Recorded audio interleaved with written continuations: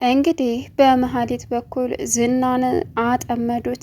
መድብልና ሞገስ ጀብዱነት ተሰማቸው። ሌላው መሀሊት አሁን ጉዷ ፈላ።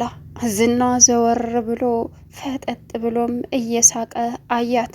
ሌላው መድብል አሁን ጠላቱን በእጁ ስር አደረገ። መድብል ምንም ማረግ እንደሚችል አሁን ላይ ለዝና አሳየው። መድብል በእርግጥ ከባድ ሰው እንደሆነ ዝና ደውሎ ለካሌብ ሙሲሳ እየነገረው ነበር። ካሌብ ሙሲሳም ምንም አያመጣም ሲል ግን ምንም አለማምጣቱን ዝና ላይ አሳየ። ሰላም ውድና የተከበራችሁ የዙዙነት ሚዲያ ቤተሰቦች እንዴት ናችሁ? ልይ ሰላማችሁ ይብዛልኝ።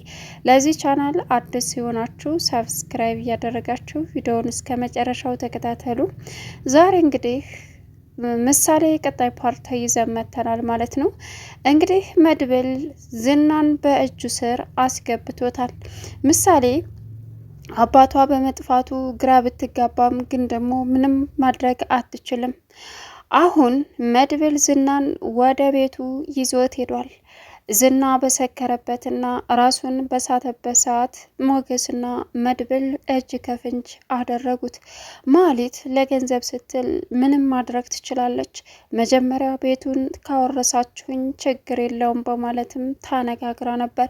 ግን መድብል በዚህ ሊስማማ ስላልቻለ 500,000 ብር እንድሰጣት ሞገስ ነገራት። እሷም እሺ ብላ መድብልን ባዘዛትም መሰረት ቀጥታ ዝና ጋር ሄደች። ዝናን እንዳይሆን አድርጋ ካሰከረችው በኋላ አሁን በነ መድብል እጅ እንዲገባ አደረገች። ዝና እጅ ከፍንጅ ሲያዝ ፊት ለፊቱም ሲቆሙበት ወደ መሀሊት ዙሮ ነበር እየሳቀ የነበረው። በእርግጥ ዝና መሀሊትን በጣም ተጠራጥሯት ነበረ። ምንድን ነው የተለየ ነገር? እናም የከረምሽበትን ንገሪኝ፣ እኔ ጋር የሚያያዝ ነው እማይያዝ ነው ሲላትም በፍጹም ካንተ ጋር የተያዘ ነገር አይደለም እዋክን እመነኝ እያለች በደንብ እንዲሰከር አድርጋም ጋባዥ እኔ ነኝ እያለችም ነበረ። በስተ መጨረሻም በደንብ ጠጥቶ መጠጡም ላይ ከሰከረ የሚያሰክር ካደረገች በኋላ ወደ ቤት እንሄድ ብላ መንገድ ለመንገድ እሱን ገድፋ መሄድ ጀመረች። አሁን በእቅዳቸው መሰረት ዝናን ለማጥመድ ሞገስና እንዲሁም ደግሞ መድብል ከፊት ለፊታቸው ዘው በማለት መድብልን ሲያይ ገና በመደንገጥም በመሳቅም ውስጥ ተዋጠ ዝና። ነገር ግን ያሰበው ነገር ከባድ እንደሆነም አሁን ተረዳ። ለባልደረቦቹ እንዲሁም ለካሌብ ሙሲሳ እየደወለ ነበር። በፊት ከባድና አደገኛ ሰው ነው፣ ቀላልም አይመስልም እያለ ነበር። እነሱም እንዲወገድ ነግረውት ነበረ። ግን ደግሞ እዚህ ደረጃ ድረስ ሄዶ ካጣራ በጣም ኃይለኛና ከባድ እንዲሁም ደግሞ ተከታትለን ልናጠፋው መቻል ያለበት ሰው ነው በማለትም የዝና አለቃ ካሌብ ሙሲሳ እንግዲህ መልእክቱን አስተላልፏል።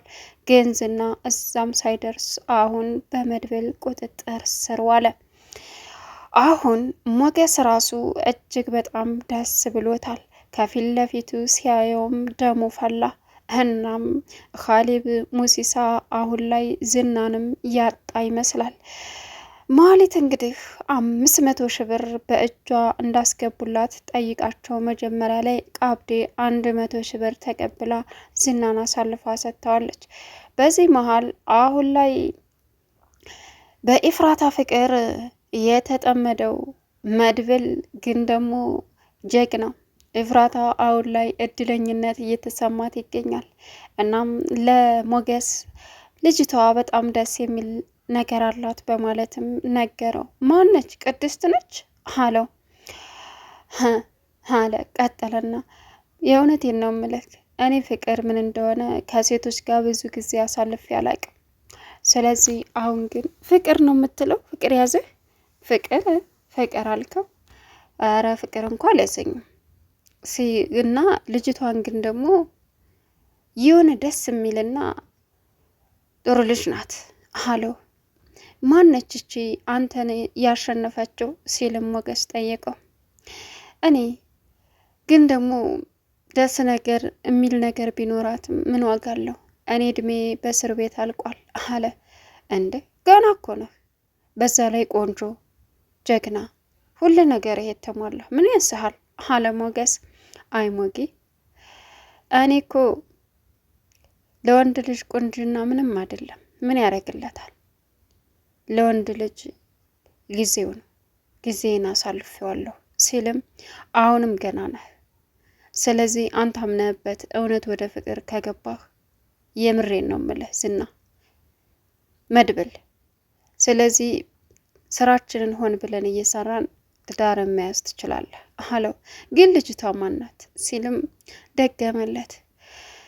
ቅድስት ናት አለው። አአ ቅድስት ከወንድሜ ጋር አብራ ብዙ አመታት ኖራለች። ወንድሜ ጋር ምን እንደተፈጠረም አላቅም። ሌላም ነገር ሊኖር ይችላል፣ ወይም ደግሞ ወንድሜ አስቧት ሊሆን ይችላል። ስለዚህ ወንድሜ ጋር አብራ የኖረች ወይም ወንድሜ ያሰባትን በፍጹም እዚህ ብሞትም አላደርገውም አለው። እና ማነች?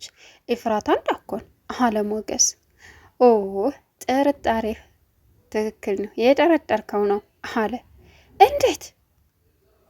እናም እንዴት ሲለው ምን እንዴት አለው? እኔ እኮ አፈቀርኳት አላልከውም? ይገርማል የየሰው መስፈርት። ኤፍራታን እኮ ለስራችን እንጂ ልንጠቀምባት የፈለግነው ለሌላ አይደለም። ዋናው አላማ እሱ ነው። ግን ቢሆንም ደግሞ በቃ ደስ የሚል ነገር አላት እና እኔ እንዳልኩህ እስር ቤት ብዙ ጊዜ አሳልፌያለሁ። ስለ ፍቅር ወይም ስለ ሴቶች ቀርቤ አውርቼ የማውቀው ነገር የለም። እሷን ሳያት ደግሞ ደስ የሚል ስሜት አሳየች። በቃ አላቅም አለው። የሰው ምርጫ ይለያያል። ብዙ ሰዎች ምኗን የወደድክላት? የምሬን ነው ምልህ። ኤፍራታ ለገንዘብ ብላ እህቷን የምትሸጥ በቃ መጥፎ ሴት፣ ከባድ ናት፣ ገንዘብ ወዳድ ናት አለው።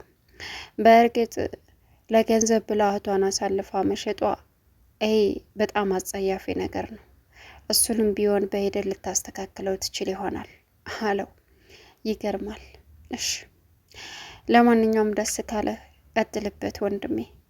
በዛ ላይ ግን ወንድማችንን ማግኘት ይኖርብናል አለው።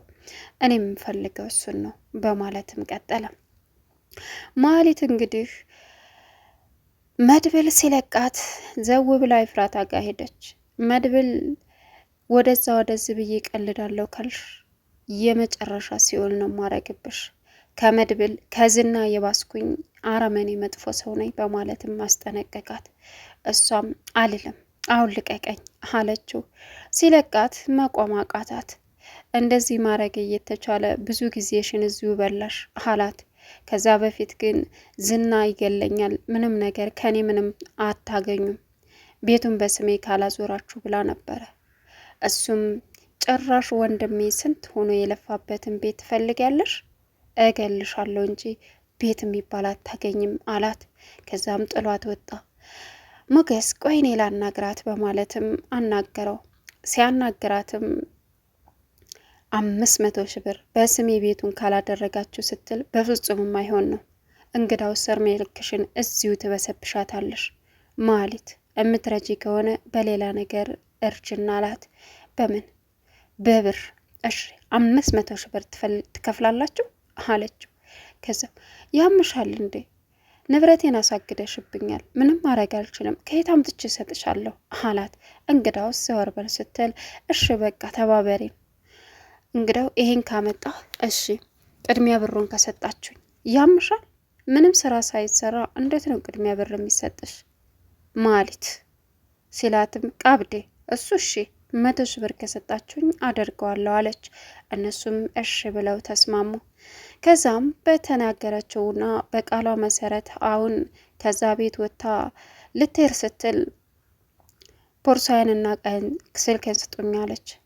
ቅድስትን ጠራና መድብል ቦርሳና ስልኳን ስጫት ሲላት ሰጠቻት። ቅድስትን ወስዳ በዛው በቦርሳው ደረገመቻት። ስርዓት ይኑርሽ፣ ቀስ ቀስ እያልሽ ውጪ አላት። ቅድስትም ቅጭ አለችና የለመደ ባህሪ አይለቅ፣ ጉድ እኮ ነው አለችና ተናዳ ወደ ውስጥ ገባች። ኤፍራታ ድንገት በሩን ከፍታ ስትገባባት ማህሌት ደነገጠኝ። ቆይት ወይድነሽ ነው? ምን ነሽ ነው? ምን ተፈጥሮ ነው? ምንድን ነው አለቻት። አሁን ዝም በይኝ፣ ደክሞኛል፣ ማረፍ ነው የምፈልገው አለች። ምንድን ነው የሆንሽው? የት ነው የከረምሽው? ፍቅረኛ ምናምን ያሽ እንዴ አለቻት። እሱ ቢሆንልኝ በምን እድሌ፣ በኋላ እነግርሻለሁ። አሁን ምንም ማለት አልፈልግም፣ ልተኛ፣ ደክሞኛል፣ ግን ደግሞ እርቦኛል፣ በጣም እርቦኛል፣ ሞቻለሁ፣ ብር ስጪ አለቻት። ልስራልሽ? አይ እሺ በቃ አይ ከምሰራልሽ ስፔሻል የሆነ ምግብ ልዘዝልሽ አለቻት። ብቻ ሆዴ ሞላ የሚያረግ እዘዥልኝ አለች። እናም ማህሌት ያንን ምግብ በላሽ። ደግሞ እንደዚህ ሽቶ የገዛሽበት ብር ከየት አመጣሽ አለቻት። ከዚህ በኋላ እንዳለ የአመት የቤት ኪራይሽን ነው የምደፍንልሽ አለቻት። ምን አለች? አዎ ከየት አመጣሽ ገንዘብ? ዝና ተሳካልሽ እንዴ? አረ በፍጹም እሱን ለማብሰል የደከምኩትን ድካም ዛሬ ላይ እኔ ማለቴ ልጅ ወልጅ ያሳድግበት ነበር አለች። እና ታዲያ እሱን ሌላ ጊዜ እነግርሻለሁ። እሺ ወዴት ነው ምክል? እዝና ጋር ነው የምሄደው። ታድራለሽ እንዴ? እንግዲህ እድል ከቀናኝ ላድር በጊዜ ልመለስ እችላለሁ፣ ካልሆነ ደግሞ ላድርም እችላለሁ፣ እነግርሻለሁ ብላት ሄደች። ኤፍራታ ይዘን ጊዜ ምንድን ነው ነገሩ ያለች ተወዛገበች። መድብል ጋር ደወለች። ናፈኩሽ እንዴ ሲላትም ኧረ አልናፈከኝም አለችው። ከዛም ቀጠለና እና ሴቶች መዋሸት የምን ውሸት እንዴ አለች። እንግዲህ ዝናን እንዳይሆን አድርጋ ማህሌት አጠጣችው። ስለ እኔ የተገናኘ ነገር ነው እንዴ ምንድን ነው እያላት ነበረ። አይ ምንም አለች። ከዛም ቀጠለና ማህሌት እየዋሸሽኝ እንደሆነ ትልቅ ችግር ይፈጠራል ሲላትም በፍጹም ምንም አልዋሽም አለችው። ከዛ እሱም እሺ በቃ ታሏሸሽኝና በኋላ ላይ ሌላ ችግር ከሚፈጠር እውነታውን ብትነግሪ ነው የሚሻለው አላት። ቻናሉን ሰብስክራይብ እያደረጋችሁ ቪዲዮውን እስከ መጨረሻው ተከታተሉ።